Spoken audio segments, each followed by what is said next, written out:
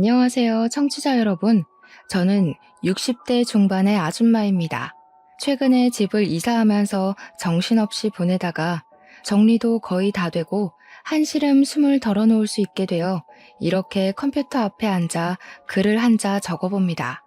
몇 주 전까지만 해도 초조한 마음이 들어서 속이 시커멓게 타는 듯 했는데 시간이 조금 지나니까 글로 제 이야기를 남겨야겠다는 생각이 드네요.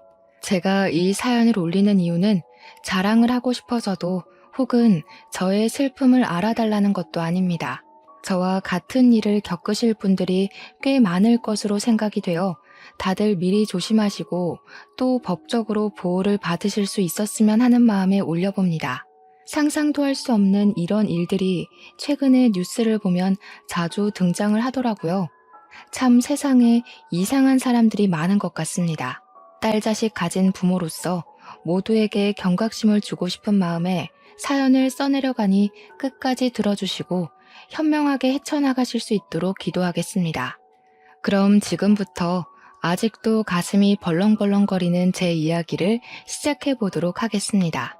저는 결혼하기까지는 아주 순탄하게 모든 일을 헤쳐왔지만 딱 하나 자식을 낳는 일이 참으로 힘들었습니다. 저에겐 딸이 하나 있는데 정말 고생 끝에 낙이 온다는 말처럼 아주 힘들게 딸을 낳게 되었습니다. 결혼을 하고 얼마 지나지 않아서 아들을 평생 혼자의 몸으로 키워오신 시모가 저에게 아이 낳는 것을 엄청나게 강요하셨습니다.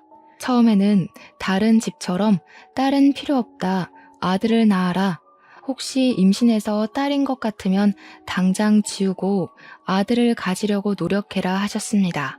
그때만 해도 병원에서 암암리에 성별이 딸이면 낙태 시술을 해주기도 했기 때문에 시모는 저에게 이것저것을 강요하셨습니다. 임신해서 배 모양이 퍼지면 딸이고 동그랗게 나오면 아들이다. 과일이 당기면 딸이고 고기가 당기면 아들이다 하시면서 아들을 낳아야 한다고 하셨습니다. 시모의 말처럼 딸이라도 임신을 했더라면 참 좋았을 텐데 이상하게도 우리 부부에게 아이가 들어서질 않았습니다. 병원에 가서 각종 검사를 해보고 했지만 결과는 항상 이상이 없다 뿐이었습니다. 그런데도 아이가 들어서질 않았고 저는 시모에게 각종 치욕스러운 말을 매일같이 들어야만 했습니다. 평소 몸가짐이 어땠길래 아이가 생기지 않느냐, 젊었을 때 이 남자 저 남자 만나서 놀았던 거 아니냐, 너네 집안에 장애가 있는 건 아니냐 하는 소리 들려. 물론 그럴 때마다 저희 남편이 시댁에 가서 화도 내고 집안을 뒤집어 엎기도 했지만 시모는 그것조차도 제 탓을 하셨습니다. 우리 아들이 원래 그런 애가 아닌데 너 만나고 저렇게 변했다. 효자였던 아들이 나에게 소리를 지른다는 건 너 만나기 전엔 상상도 할 수 없었던 일이었다 하시면서요. 이렇게 해도 치이고 저렇게 해도 치이고 제 결혼 초반의 생활은 정말 하루하루가 낭떠러지 같았습니다. 시모는 저에게 지네를 달인 물을 마시면 애가 잘 들어선다면서 보기에도 징그러운 그것들을 다려 억지로 먹이시기도 했습니다. 정말 장희빈이 사약을 받았을 때의 기분을 표현하면 딱 그때와 같을 거라 장담합니다. 시모는 말도 안 되는 미신을 믿어서 소변이 묻은 속옷을 아들 낳은 집 대문 앞에 파묻으라고 하질 않나, 부적을 태워서 나온 재를 배에 뿌리라고 하질 않나, 정말 그 곤욕스러운 짓을 매주 한 번씩 해야 했습니다. 이러다가는 스트레스를 받아서 단명하겠구나 싶을 정도였습니다. 오죽하면 우리 남편이 시모에게 엄마가 하도 스트레스를 주니까 애가 더 들어서지 않는 것 같다고 집에 찾아오지 말라고 엄포를 놓았죠. 시모가 딱 일주일 발길을 끊었을 때는 정말 이게 천국이구나 싶었는데 일주일이 지나서 임신했니? 안 했지? 거봐, 내가 안 간다고 생기는 게 아니잖아 하시더군요. 고작 일주일 만에 어떻게 임신 사실을 알겠습니까? 시모는 그냥 저를 괴롭힘으로써 스트레스를 푸셨던 것 같습니다. 그 일주일이 지나고 나서 또 매주 찾아오셔서 저에게 각종 미신들을 이행하라고 요구하셨습니다. 저는 스트레스성 만성 두통까지 겪게 되었고 남편에게 이민이라도 가고 싶다고 엉엉 울면서 매달렸습니다. 결국 그 당시에는 지금처럼 기술이 발달하지도 않았던 시험관 시술이라는 것을 하게 되었습니다. 지금처럼 체계가 잘 잡혀 있는 것도 아니었고 기술이 발달한 것도 아니어서 실패가 되는 경우가 허다했습니다. 하지만 그렇게라도 하지 않으면 시모의 등살을 버텨낼 자신이 없었기에 저는 뼈를 갈아내는 심정으로 시험관 시술에 참여하게 되었습니다. 처음 실패는 그럴 수 있다. 두 번째 실패는 다음이 있다 하면서 버텼지만 8차까지 이어진 실패에 저희 부부는 망연자실했죠. 둘 중 한 명에게라도 이상이 있었으면 그러려니 하고 넘어갈 텐데 둘 다 정상적인 몸을 가지고 있음에도 아이가 생기지 않으니 시모는 저에게 너네 집안의 업보 아니냐고 조상님 중에 매국노가 있었던 거 아니냐는 막말까지 하셨습니다. 저에게 구슬해보라고 1,000,000원이면 한다더라 하면서 무당을 여러 소개해 주시기도 했었죠. 그 당시 물가로 1,000,000원이면 정말 어마어마한 돈이었거든요. 게다가 저는 그런 미신을 믿지도 않았고요. 8차 시험관을 실패했을 때 병원에서도 저에게 몸이 회복할 시간이 필요하니 조금 쉬었다가 하는 게 좋겠다고 했습니다. 계속된 실패로 시모는 언제라도 저를 쫓아낼 준비를 하고 계셨고 남편에게 밖에다가 씨를 뿌려오라고 대놓고 말씀하시기도 했죠. 새 장가를 들어도 괜찮겠다 하시며 제가 보는 앞에서 다른 여자들의 사진을 들고 나타나시기도 했습니다. 그때마다 저는 애를 가지지 못한 죄인이라 아무 말도 하지 못했습니다. 우리 남편이 담배를 뻑뻑 피워대며 시모에게 난리를 쳐주었기에 부부관계를 유지할 수 있었습니다. 남편은 시모가 그럴 때마다 항상 제 손을 꼭 잡고 나는 너밖에 없다. 너 말고 다른 여자랑 재혼할 생각도 없고 아이를 가질 생각도 없다며 제 편을 들어주었습니다. 남편은 시모에게 차라리 아이를 입양해서 키우는 한이 있더라도 제 마누라랑은 절대로 헤어지지 못한다고 못을 박았습니다. 시모가 입양이 무슨 소리냐고 절대 안 된다. 우리 아들의 씨를 남겨야 한다고 바락바락 악을 쓸 때에도 남편은 든든한 벽이 되어 주었습니다. 남편이 출근해 있는 시간에 시모가 찾아오거나 전화를 하면 어쩔 수 없었지만 남편이 저와 함께하는 시간 동안만큼은 든든했죠. 제가 이 지옥 같은 시집살이를 겪으면서도 버틴 건 오로지 남편 하나 때문이었습니다. 사람 일은 정말 한 치 앞도 모르는 거라고 27살에 시집을 와서 36살이 되던 해에 그렇게 정정하시던 시모가 갑자기 쓰러지시게 되었습니다. 그 전날까지도 저에게 거머리 같은 년이라고 당장 짐 싸서 나가라고 호통을 치셨던 시모였는데 말이죠. 친구들이랑 등산을 가셨다가 산 중턱에서 뇌출혈이 와서 갑자기 쓰러지신 겁니다. 친구분들이 어찌어찌 119에 신고를 했지만 당시에 휴대폰이 있었던 것도 아니고 구급대원이 헬기를 타고 구조를 하던 시대도 아니었거든요. 구급대원이 도착하기까지 시간이 너무나도 많이 흘러버렸고 거기서 병원까지 가는 길도 지체가 되어 완벽하게 골든타임을 넘겨버리고 말았습니다. 신고를 하고 구급대가 도착하기까지만 해도 1시간이 훨씬 넘게 걸렸다고 하니까요. 거기서 시모를 들것에 싣고 산을 내려가는데도 시간이 소요됐을 테니까 말이죠. 아무튼 우리 시모는 병원에 도착해서 아무런 처지도 받지 못했습니다. 이미 뇌사 상태에 빠진 다음이었고 저희 남편은 과감하게 장기 기증을 하겠다고 하였습니다. 그대로 사망 선고를 받게 된 시모는 죽어서야 남들의 생명을 살리는 일을 하시고 뼈 조각만 몇 개 남아 화장을 하게 되었습니다. 우리 남편은 홀 시어머니를 잃고 슬퍼했지만 저는 솔직히 하나도 슬프지 않았습니다. 시모의 영정사진을 보고 있는데 죽어서도 내가 너 아들 낳는지 안 낳는지 지켜보겠다 하는 것처럼 보였거든요. 마지막 가는 길까지 시모의 영정사진을 제대로 쳐다보지도 못했으니 그동안 제가 얼마나 괴로웠는지 짐작이 가시겠죠. 하필이면 친구들이랑 놀러 가셔서 변을 당하시다니 속으로는 벌 받은 게 틀림없다고 생각했습니다. 그런 생각이 제 머릿속을 꾸준히 지배할 만큼 제가 시모에게 쌓인 것들이 많기도 했고요. 10년 동안 결혼 생활을 하면서 임신도 하나 못하는 버러지 취급을 받았으니 그런 생각이 드는 게 어찌 보면 당연한 것 아니겠습니까? 그렇게 장례를 치르고 남편과 둘이 생활을 하게 되자 정말 10년 만에 신혼이 찾아온 듯한 기분이 들더라고요. 이제는 사랑이 아니라 정으로 살 법도 하지만 너무 오랜만에 찾아온 자유라 그런지 남편과 더욱더 사이가 좋아졌습니다. 그리고 시모가 돌아가신 지 얼마 되지 않아 정말 기적같이도 제가 임신을 하게 되었습니다. 저는 처음에 제 몸의 변화를 눈치채고도 임신이라 생각하지 못해서 소화제도 열심히 먹고 내과도 계속 다녔습니다. 의사 선생님이 제게 혹시 임신하신 것 아니냐고 빨리 약국에서 테스트기 사서 해보시라고 그제야 임신인가 싶더라고요. 집에 와서 테스트기를 해봤는데 선명하게 두 줄이 뜨는 걸 보고 정말 귀신이라도 본 듯 소스라치게 놀랐습니다.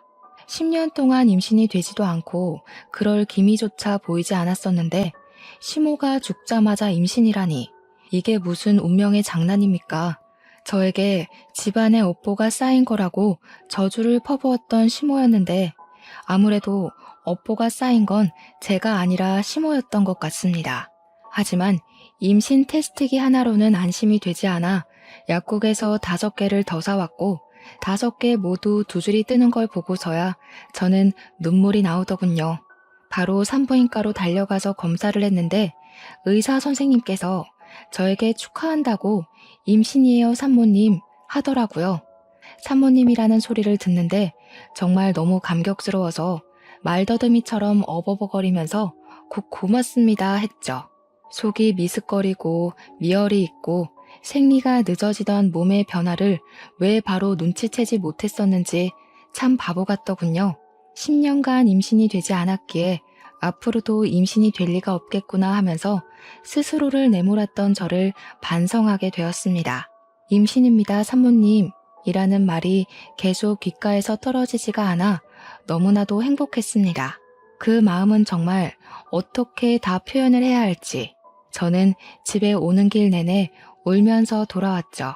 임신 7주라는 말에 너무 신이 났고 이 사실을 남편에게 어떻게 전해야 좋을지 고민이 되더라고요. 그래도 그냥 바로 말을 해주는 게 좋을 것 같아서 남편이 퇴근하고 집에 오자마자 저는 초음파 사진부터 들이밀었습니다. 임신이라는 걸 꿈에도 생각을 못한 남편은 초음파 사진을 이리저리 보더니 눈물을 글썽이면서 저에게 그러더군요. 당신 암이야? 라고요. 제가 상상도 못한 말에 놀라서 입을 떡 벌리니까 저를 꽉 끌어안고 엉엉 소리를 내며 우는 겁니다. 우리 마누라 불쌍해서 어쩌냐고. 결혼하고 나서 10년 동안 내내 구박만 받고 힘들었는데 이제야 행복해지고 있는데 암이 무슨 말이냐고 하면서요. 우리 엄마랑 하늘나라에서 또다시 만나서 구박받는 거 아니냐고 불쌍하다고 오열을 하더라고요.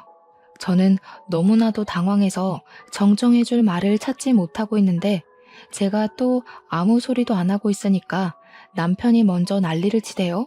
몇 길에? 뭐라는데? 살 수 있대? 항암 된대? 어디에 생긴 거래? 전이 됐대? 수술된대? 하면서요.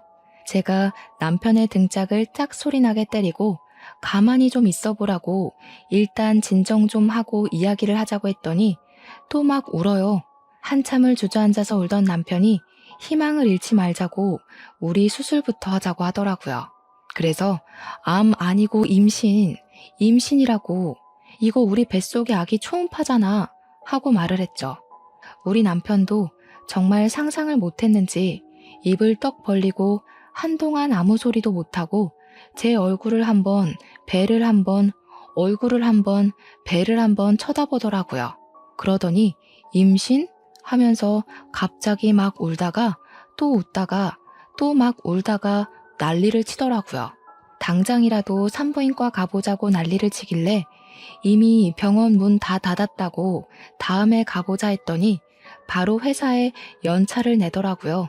우리 마누라가 10년 만에 임신을 했다는데 병원을 같이 가줘야 한다고 남편의 상사도 아무 소리 못하고 연차 허락을 해줬대요. 다음날 날이 밝자마자 산부인과에 가서 같이 초음파 검사를 하는데 아이 심장 소리를 듣더니 또 엉엉 울더라고요. 심장 소리가 왜 이렇게 빠르냐고, 뭐가 잘못된 건 아니냐고 이것저것 쉬지 않고 질문을 하는데 의사 선생님도 막 웃으시더라고요. 너무 귀엽기도 하고 또 짠하기도 하고 고맙기도 해서 저도 같이 울어버렸습니다. 하지만 제 나이가 36살이다 보니까 나이가 있어서 그런 건지 유산이 되지 않게 조심을 해야 한다고 하더라고요. 다행히 자궁 자체는 튼튼해 보이지만 유산이라는 게 자궁의 튼튼함과 상관없이도 갑자기 이루어질 수 있는 일이라고 하셨어요. 그래도 산모 탓은 아니니까 유산이 된다고 한들 상심하지 말라고 신신당부를 하시더라고요. 10년 만에서야 겨우 얻게 된 자식인데 유산만큼은 절대로 안 된다는 생각이 들어서 조심해야겠다 다짐을 했습니다. 남편도 의사 선생님께 그런 걱정하지 마시라고 유산이 되어도 절대 마누라 탓 안 할 거라고 약속까지 걸었습니다. 그리고 저에게 아무것도 하지 말고 집에서 숨만 쉬라고 하더라고요. 진료가 끝나고 약국에 가더니 산모에게 필요한 영양제 전부 다 주세요 하더니 영양제를 정말 다 털어오더라고요. 집에 돌아와서도 집안일에 절대 손대지 말라고 하더니 금이야 오기야 정말 저를 공주 대접을 해주었습니다. 무럭무럭 잘 자란 우리 아기는 모자라지도 더하지도 않게 딱 10달을 제 뱃속에 있다가 예정일이 3일 지나서 태어났습니다. 출산을 하던 그 순간에도 아픔보다는 우리 아이를 만난다는 기대감 때문인지 정말 하나도 아프지가 않았습니다.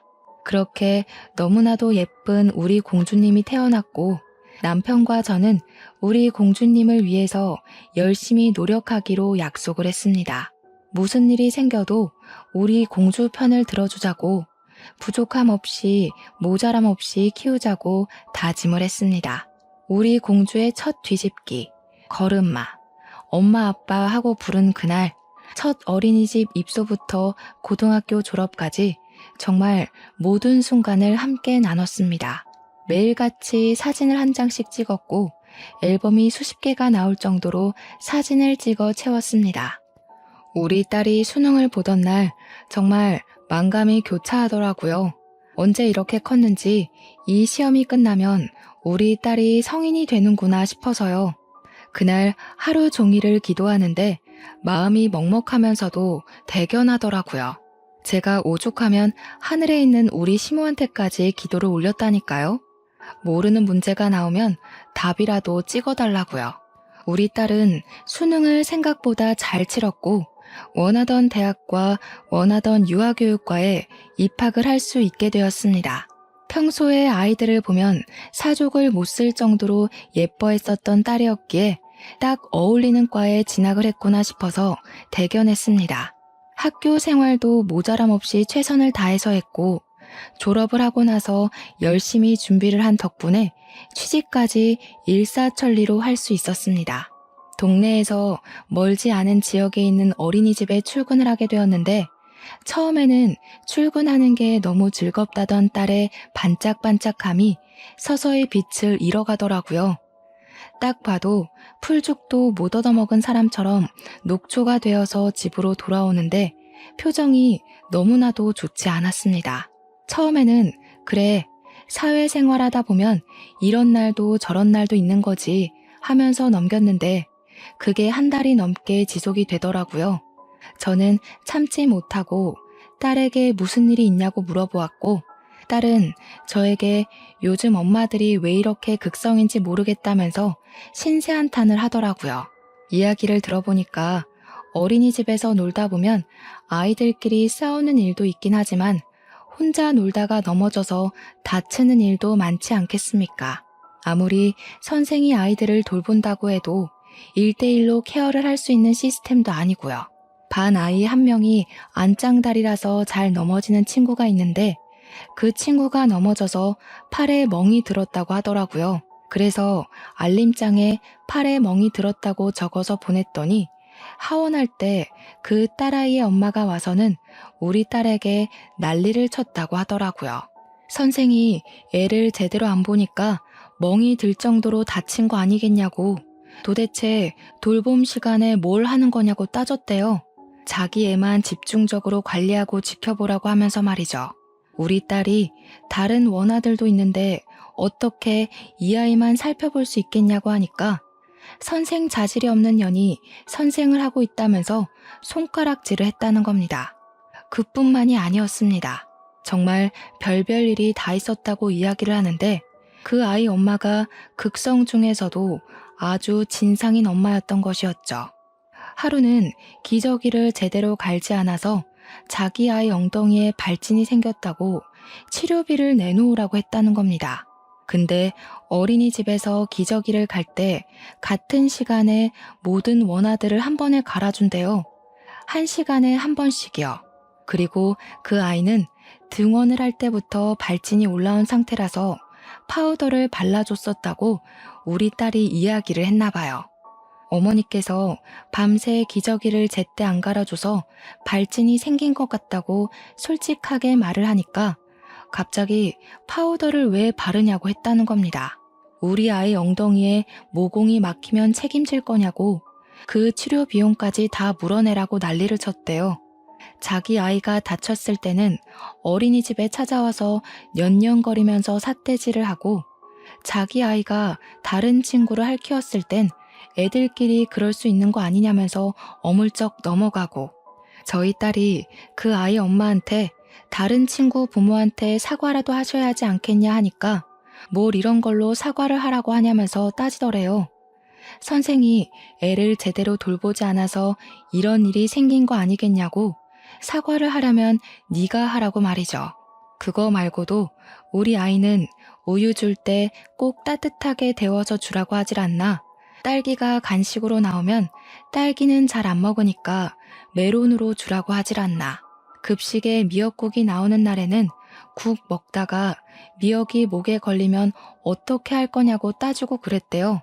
정말 사소한 거 하나하나까지 우리 딸의 탓을 하면서 감나라 배나라 하니까 우리 딸이 스트레스 받아서 미치겠다고 울더라고요.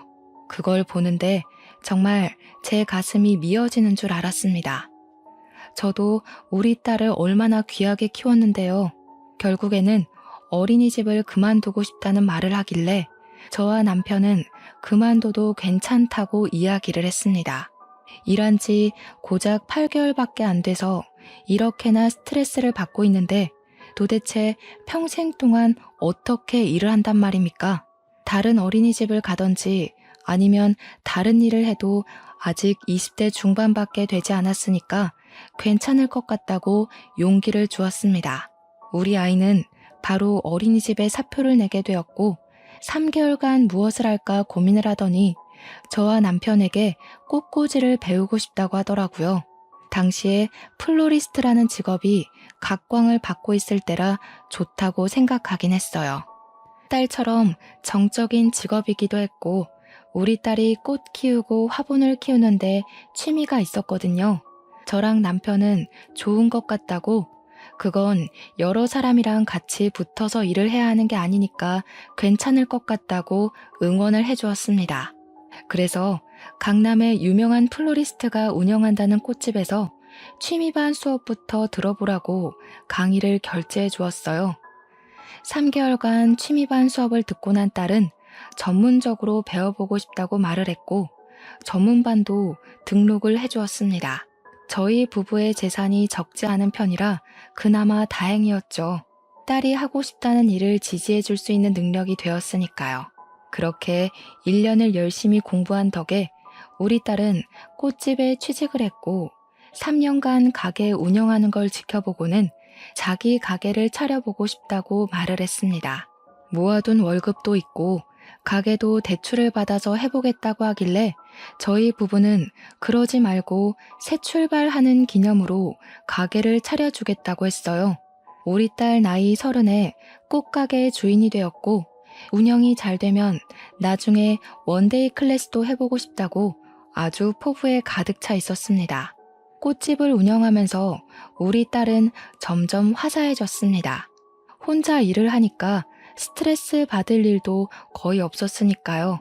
그렇게 1년이라는 시간이 지나고 31살이 된 딸이 남자친구를 만나는 걸 한 번도 본 적이 없어서 저희 부부는 슬쩍 선자리라도 한번 주선을 해볼까 하고 생각을 했습니다. 딸에게 넌짓이 운을 떼니까 이미 만나고 있는 사람이 있다고 말을 하더라고요. 그래서 한번 소개해 줄 수 있냐고 물어보니 고개를 끄덕였습니다. 식당에서 만나기로 약속을 잡고 예약까지 다 마친 채로 그날이 왔고 룸에서 기다리고 있는데 딸이랑 딸 남자친구가 들어오더라고요. 근데 바닥에 앉아서 먹어야 하는 룸으로 되어 있으니까 예비사위가 무척 당황을 하더라고요. 자기가 룸은 좀 불편하다고 하는데 그게 무슨 소린가 싶어서 쳐다봤죠. 그러니 직원에게 의자에 앉는 자리는 없냐고 하더라고요. 어디가 아파서 그러냐 하니까 혈액순환이 잘 안 돼서 바닥에 앉으면 다리가 저리다고 하는 겁니다. 아니 고작 그런 이유로 굳이 자리를 바꿔달라고 요구를 하는데 좀 그렇더라고요. 솔직한 말로는 별로 마음에 들지 않았습니다. 보통 같으면 불편해도 그냥 앉지 않습니까? 이유도 가짱게 혈액순환이 뭡니까? 집에서는 어떻게 생활을 하는지 참 궁금하더라고요. 음식이 다 차려져 있는데도 박박 우기니 결국 자리를 바꿔 앉게 되었습니다. 그런데 참 무더운 한여름 날씨였는데 말입니다. 아무리 식당에 에어컨이 빵빵하다고 해도 되게 긴 바지를 입었더라고요. 다리가 짧은 건지 기장 수선을 안 한 건지 딱 봐도 기장이 길어 보여서 2단 정도 수선해주고 싶은 그런 바지 말입니다. 물론 여름에도 청바지나 정장바지를 길게 입긴 하지만 그런 게 아니라 신발을 다 덮고 있으니 이상하더라고요. 거기다가 면도 여름용 얇은 게 아니라 가을 겨울용 두꺼운 모직 같은 걸 입었는데 보고 있어도 후끈후끈 하더라고요. 패션 센스도 영 이상한 것이 우리 딸이랑 결혼하기엔 한참 부족한 친구로 보였습니다. 그럭저럭 식사 자리를 유지하고 있는데 회사를 다니고 있고 영업직을 하고 있다고 하더라고요. 명함도 없고 좀 수상해서 회사가 어디냐 하고 물어보니까 C기업에 다니고 있다고 하는 겁니다. 대기업은 아니지만 중견기업으로 튼튼한 회사라 좀 의외다 싶었습니다. 우리 남편이 C기업 손전문의 회사 아니냐고 자기가 손전무랑 잘 아는 사이라면서 예비사위가 거기 다닌다고 말이라도 전해야겠네 했습니다. 그러니 딸 남자친구가 엄청 당황해하면서 아니라고 자기 이제 이직할 거라 그런 거 말 안 하셔도 된다고 막 손사래를 치더라고요. 영 이상하다 싶어서 찝찝해하는데 우리 딸은 그 옆에 앉아서 해실해실 웃고만 있더라고요. 식사가 끝나자마자 그만 일어납시다 하고 계산을 하려고 하는데 활용점정으로 계산대 앞에 있던 웬 조폭 같은 남자가 예비 사위를 보고 아는 체를 하는 겁니다. 너? 하면서 부르는데 반가운 게 아니라 조금 놀란 얼굴로 보였습니다. 진짜 엄청난 거구에 얼굴이 험상궂게 생긴 것이 누가 봐도 조폭으로 보이는 사람이었습니다. 무슨 말을 하려고 하는 것 같았는데 예비사위가 선수를 치더니 저희 부부에게 자기가 좀 알던 사람이라고 얼른 나가자고 장인어른 장모님 얼른요 하면서 보채더라고요. 제가 그 자리에서 우리 딸이랑 연애만 하는 줄 알았는데 너무 앞서가는 것 같다고 한마디 했죠. 우리 딸은 제 눈치를 보고 그 조폭 같은 사람도 저희 부부를 빤히 바라보더라고요. 확실히 인상이 나빠서 그런지 쳐다만 보는데도 무서웠습니다. 빨리 나가자고 성화인 예비사위를 따라 식당을 나왔더니 조심히 가세요 하더니 뒷공문이 빠지게 도망을 가더라고요. 집에 오는 길에 딸에게 저 남자가 아무래도 좀 수상해 보인다고 이야기를 했습니다.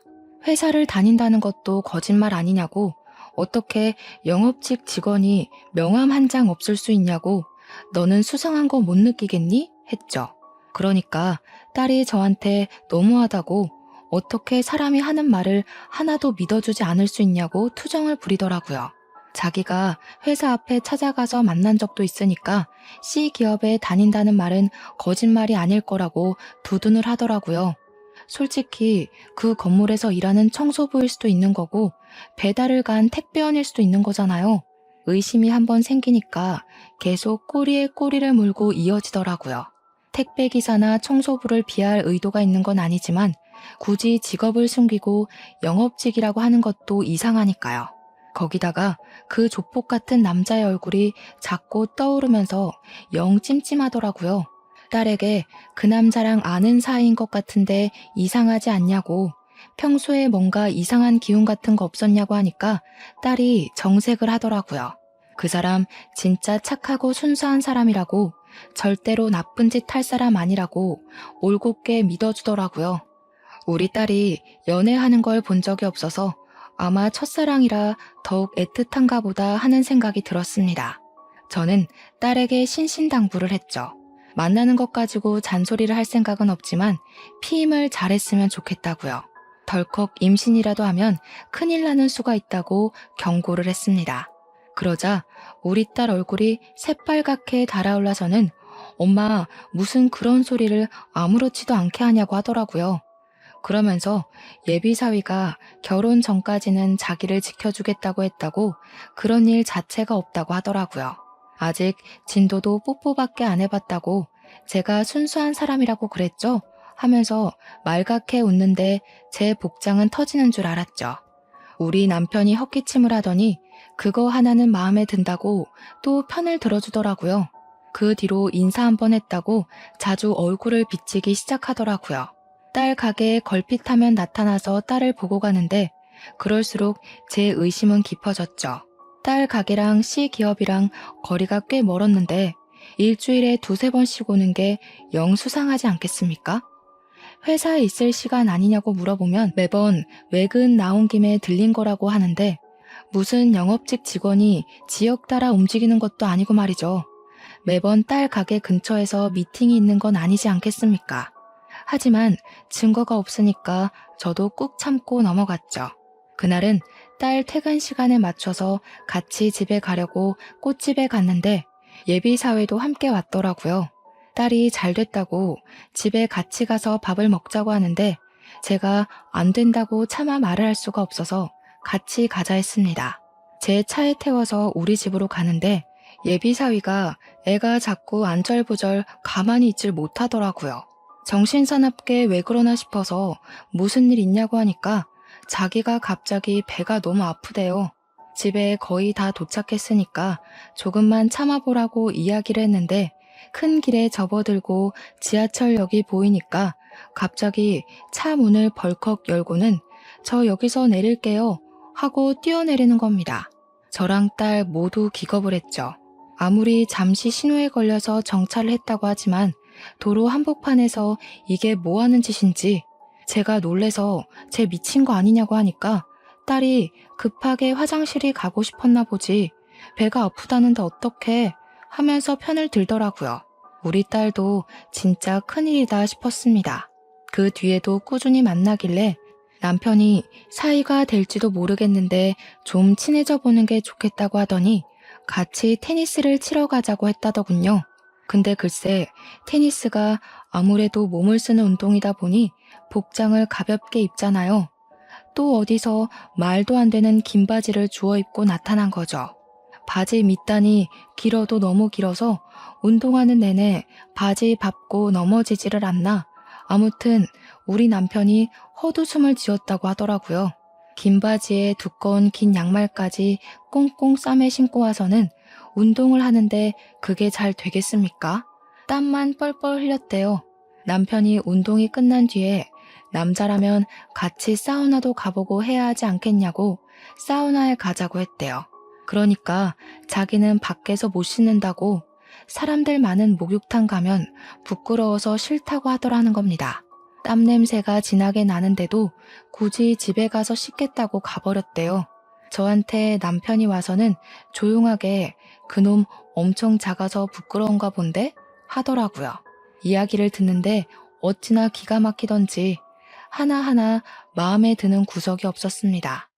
예비사위가 제 차에서 그렇게 뛰어내리고 남편이랑 테니스를 다녀온 이후에 뭐 이렇다 할 연락이 없더라고요. 남편 편에 전해서라도 그날 그렇게 뛰어내린 것에 대한 변명이 있을 줄 알았는데 아예 모르쇠로 일관하는 건지 그렇게 또 시간이 지난 어느 날 심상치 않은 기류가 흐르기 시작했습니다. 우리 딸이 이상하게 출퇴근을 할 때마다 불안한 기색을 보이더라고요. 무슨 일이 있구나 싶어서 딸에게 물어보니까 요즘 밖에서 누가 기웃기웃하는 것 같다는 느낌이 든다는 거예요. 착각인 줄 알았는데 시선도 느껴지고 누군가 뒤쫓아오는 소리도 들었다고 하면서 불안해 죽겠다고 하더라고요. 그래서 제가 며칠간 같이 출퇴근을 했는데 딸이 제가 사라지고 나면 또 누군가가 지켜보는 듯한 시선이 느껴진다고 자기가 예민한 건지 뭔지 모르겠다고 하더라고요. 하나밖에 없는 딸 신변에 문제가 생기면 큰일이니 가게 근처에 CCTV를 여러 개 달아두었습니다. 딸이 CCTV가 생기니까 안심하고 출퇴근을 했는데 며칠 뒤에 저에게 당장 가게로 와줄 수 있냐고 연락이 왔습니다. 놀래서 남편이랑 같이 가게에 갔는데 예전에 식당에서 만났던 그 조폭 같은 사람 기억나냐고 딸이 상기가 되어서 묻더라고요. 그래서 기억난다. 예비사위랑 뭐 아는 사이 같았던 그 사람 말이지 하니까 그 남자가 계속 가게 근처를 서성인다는 겁니다. CCTV를 보여주는데 기억이 확 나더라고요. 며칠 분의 CCTV를 전부 돌려봤는데 곳곳에서 그 사람이 딸 가게 근처를 배회하는 것이 고스란히 찍혀 있더라고요. 제가 딸에게 그랬습니다. 그놈 이상한 놈 같다고 하지 않았냐고. 결국에는 이 사달이 나는 거라고 당장 헤어지라고 했죠. 근데 우리 남편이 그러더라고요. 요즘 데이트 폭력이다 뭐다 말 많은데 바로 헤어지면 어떤 보복이 올지 모르는 거 아니냐고요. 우리 딸은 막 벌벌 떨기 시작했죠. 혼자서 운영하는 가게이다 보니 무섭죠, 당연히. 그 뒤로 저랑 남편이 계속 번갈아 가면서 딸이랑 출퇴근도 같이 하고 최대한 가게에 있으려고 노력을 했습니다. 가게 근처에서 서성이는 그 남자를 찾아서 헤매기도 했고요. 예비사위는 여전히 가게를 찾아왔고 그럴 때마다 제가 탐탁지 않은 눈빛을 보내고 있었습니다. 그러던 어느 날 남편이랑 저랑 딸을 먼저 출근시키고 일이 있어서 조금 늦게 딸 가게에 갔는데 그 남자가 가게 앞에 딱 서 있더라고요. 제가 저기요 하고 부르니까 저를 돌아보면서 네? 하더라고요. 그래서 왜 자꾸 우리 딸 가게 앞에서 서성이냐고 CCTV로 다 봤다고 했죠. 영상 증거까지 다 있으니까 스토커로 신고를 하겠다고 여기 왜 자꾸 찾아오시는 거냐고 했습니다. 그러니까 껄껄 웃으면서 오해가 있으신 것 같은데 마침 할 이야기도 있으니 안에 들어가서 이야기를 좀 나눠도 되겠냐고 하더라고요. 어떤 사람인지 알고 가게 안으로 들이겠냐고 하니까 경찰 신분증을 보여주는 게 아니겠습니까? 제가 놀래서 조폭 아니었어요? 하니까 오히려 그 형사분이 당황하시더라고요. 그런 거 절대 아니라고 인상 때문에 오해를 받긴 한다고 하시면서요. 딸 가게에 같이 들어가니 딸이랑 남편이 놀래더라고요. 그래서 이분 조폭 아니고 형사실에 할 말이 있으시다네? 했죠. 그러더니 우리 딸에게 물어보시더라고요. 혹시 최민성 씨와 교제하시는 여자분 맞습니까? 그러자 우리 딸이 네네 맞아요 하면서 고개를 끄덕였죠. 그때만 해도 남편과 저는 영문을 몰라서 가만히 있었습니다. 이런 일이 생길 줄은 꿈에도 모르고요. 제가 이 말을 해야 할지 말아야 할지 참 많이 고민했습니다. 그 새끼가 어떤 놈인지 알려드리는 게 맞는 것 같아서요. 혹시 그놈 전자발찌 차고 다니는 거 알고 계십니까? 그 말에 저와 남편은 물론이고 우리 딸까지 아무 말도 못하고 형사분의 얼굴만 바라보았습니다.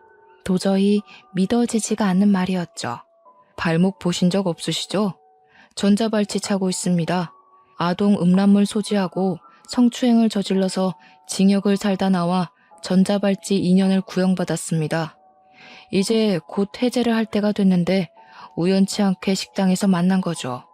장인 장모라고 부르길래 놀래서 며칠 미행을 하며 지켜보다가 따님분 가게를 알게 됐고 아직 결혼까진 하지 않았지만 곧 할 사이로 보여서 말씀드리려고 찾아온 겁니다. 그 자식 징역을 처음 산 것도 아닙니다. 완전 성도착증 환자예요.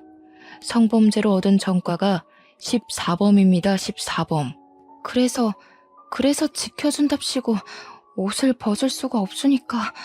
우리 가족은 모두 경악에 가득 차서 표정 관리를 할 수가 없었습니다. 손을 벌벌 떠는 딸을 보고 얼마나 가슴이 미어지던지 형사님이 딸에게 명함을 주면서 위험하면 연락을 달라고 그 자식이 강약 약강의 표본이라고 말을 하셨죠. 저희 딸에게 어떤 해코지를 할지 모르니까 자기가 며칠 더 지켜보겠다고 하루빨리 정리하라고 하더군요. 저랑 남편도 형사님 말을 듣는 게 좋을 것 같다고 하니 딸이 고개를 끄덕였습니다. 저희 셋은 형사님의 말에 아무 말도 못하고 충격 속에서 빠져나오지 못하고 있었는데 그 순간 예비사위가 태연하게 가게에 들어오더라고요. 저기 나왔어 하고 들어오다가 떡하니 앉아있는 형사님의 얼굴을 보고 사색이 되더라고요. 딸이 형사님도 있으니까 용기가 난 것인지 예비사위의 바짓단을 확 올렸는데 정말 양말 안쪽으로 두툼하게 전자발찌가 떡하니 채워져 있었습니다. 전과 14범이라고? 그것도 성범죄로 전자발찌까지 부착하고 있었으면서 그걸 숨겨? 아이씨, 야. 딸의 남자친구가 갑자기 표정을 싹 바꾸고 딸에게 위협적으로 다가가면서 소리를 치는데 형사님이 그 앞을 딱 막더라고요. 너 여기서 문제 일으키면 가중처벌 되는 거 알지? 지금 유예기간인 거 알아 몰라? 아 진짜 다 된 밥에 재 뿌리네. 야, 너 재수 좋은 줄 알아? 그러더니 뒤도 안 돌아보고 성큼성큼 나가더라고요. 다리에 힘이 풀린 건지 딸이 순간 바닥에 주저앉았습니다. 형사님도 저러고 나간 놈이 언제 돌변할지 모른다고 신변 보호 프로그램 요청을 해보는 게 좋겠다고 하셨습니다. 저희는 고민 끝에 경찰서에 찾아가서 도움을 요청했고 딸 주변에 경찰을 배치하기로 결정이 내려졌습니다. 그런데 정말 무섭게도 전 예비사위가 딸 주변에 경찰이 배치된 걸 몰랐는지 가게 근처에서 어떤 여자를 성폭행하려고 시도를 하다가 현행범으로 잡히게 된 것입니다. 전자발찌를 차고 있는 유예기간에 현행범으로 체포가 되었으니 바로 법정 구속이 되었고 구치소에 수감이 되었습니다. 저희는 징역이 이번엔 꽤 구형될 거라는 형사님의 말에 한시름 마음을 덜게 되었습니다. 하지만 불안한 마음을 감출 수가 없었기에 가게 전세가 4개월 남았지만 가게를 미리 정리하고 과감하게 이사를 결정했습니다. 서울 중심 한복판에서 경기도 외곽 쪽으로 집도 옮겼고 가게도 옮기기로 결정을 했습니다. 딸이랑 우리 부부의 전화번호도 바꿔버렸고 그 범죄자가 한번 탔었던 제 차도 알아볼까 무서워서 팔아버렸습니다. 정말 사람 멀쩡하게 생겼다고 속까지 멀쩡한 게 아니라더니 얼마나 무서웠는지 모르겠습니다. 지금도 간간히 형사님과 연락을 주고받고 있고 아무도 알아볼 수 없는 곳으로 이사까지 왔으니 마음이 놓이긴 합니다만 그래도 사람 일은 모르는 거니 조용히 살아보려고 합니다. 요즘 이런 일이 비일비재하게 일어난다고 합니다. 주변에 숨어서 속내를 숨기고 다가오려는 놈들 말이에요. 그래도 인터넷에서 성범죄와 관련한 전과범들을 조회할 수 있다는 걸 참고하시면서 청취자 여러분들도 저와 같은 일이 생긴다면 부디 현명하게 대처하시길 빌겠습니다. 가슴 철렁한 사연 들어주신 여러분 정말로 감사합니다.